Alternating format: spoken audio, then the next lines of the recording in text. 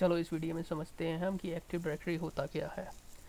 एक active directory में क्या होता है, हमारे को सबसे पहले एक्टिव डायरेक्टरी को अपने इन्वायरमेंट में इंस्टॉल करने के लिए एक विंडो सर्वर चाहिए होता है। जैसे कि यहाँ पर दिखाया गया है कि ये विंडो सर्वर 2016 है और इसका एक पर्टिकुलर लाइसेंस है। और हर एक एक्टिव डायरेक्टरी के अंदर एक डोमेन होता है, जैसे कोई भी लगा लिया डोमेन abc.com, और हर एक डोमेन के अंदर उस कंपनी के ऑर्गेनाइजेशनल यूनिट्स होते हैं जिसको हम OUs कहते हैं। तो जितने भी ये यूज़र, कंप्यूटर, कॉन्टैक्ट, ग्रुप्स, ये सब एक कंपनी के अंदर ऑर्गेनाइजेशन यूनिट्स हैं। जैसे कि ये यूज़र के ऑर्गेनाइजेशन यूनिट में हमने अलग अलग यूज़र को असाइन कर दिया जो अलग अलग डिपार्टमेंट के लिए काम करता है। फॉर एग्ज़ाम्पल, एक अमित नाम का यूज़र बनाया जो IT डिपार्टमेंट के लिए काम करता है।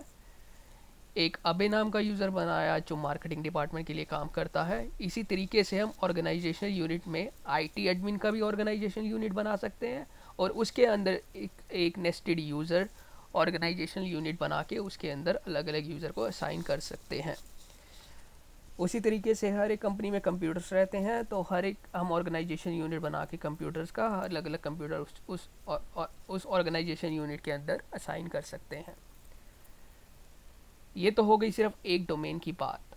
अगर एक कंपनी है जिसके काफ़ी सारे डोमेन हैं तो हम उसके अंदर क्या करेंगे। तो इस केस में जब सपोज यहाँ पर abc.com का डोमेन है और इसके अंदर ऑर्गेनाइजेशनल यूनिट है और हर अलग अलग ऑर्गेनाइजेशन यूनिट यहाँ पर ऐसे से आपको दिख रहे हैं, यूज़र, कंप्यूटर, कॉन्टैक्ट्स और ग्रुप। ये GPO एक तरह की ग्रुप पॉलिसी ऑब्जेक्ट्स होती हैं, जैसे कि अलग अलग यूज़र को हमने अलग अलग परमिशन देनी है, तब ये काम आती है। इसको हम बाद में बताएंगे क्या होती है।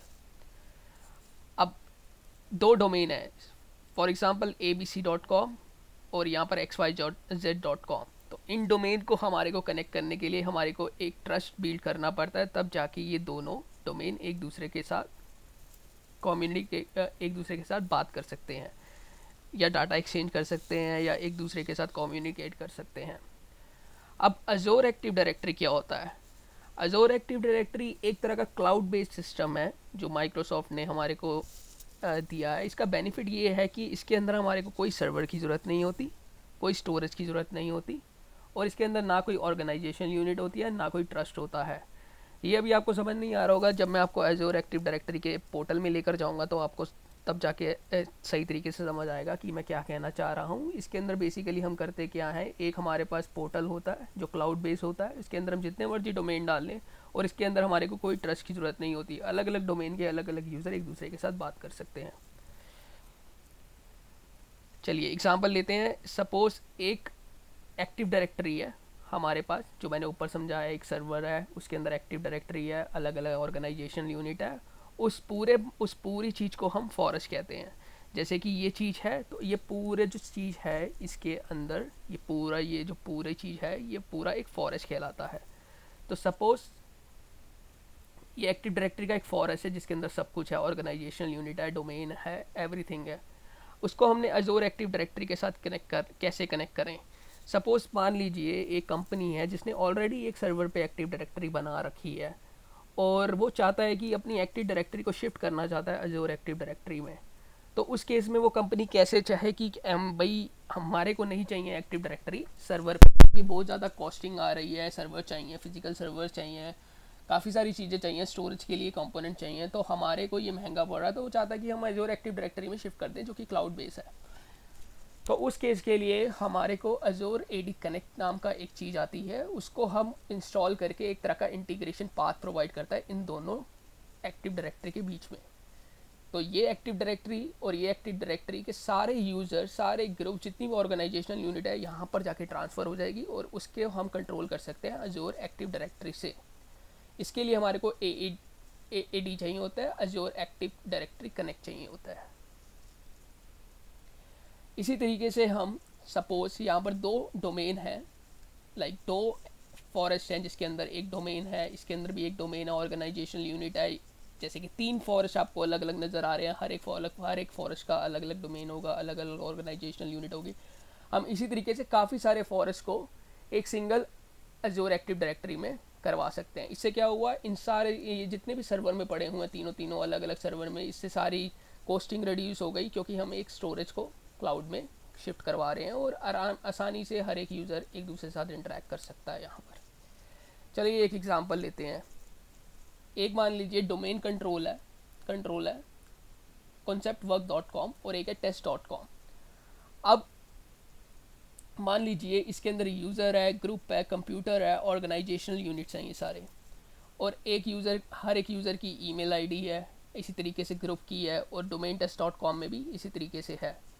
अगर हमने इस सारे दोनों डोमेन्स को ये एक अपने में फॉरेस्ट है, ये एक अपने में फॉरेस्ट है, अगर हमने इन दोनों को एक एजोर एक्टिव डायरेक्टरी में करवाना है तो हम उसको कैसे करवाएंगे।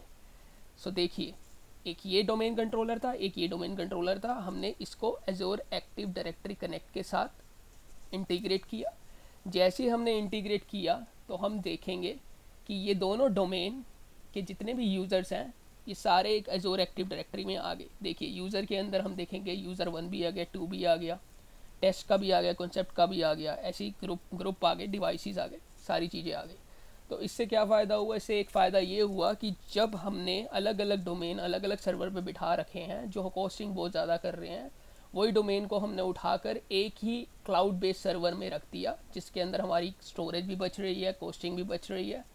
तो ये फ़ायदा होता है एजोर एक्टिव डायरेक्टरी का। लेकिन याद रखिए एजोर एक्टिव डायरेक्टरी में कोई ऑर्गेनाइजेशन यूनिट नहीं होते, उस ऑर्गेनाइजेशन यूनिट को हम नॉर्मल ट्रेडिशनल एक्टिव डायरेक्टरी के थ्रू लेकर आ सकते हैं by Azure Active Directory Connect के थ्रू।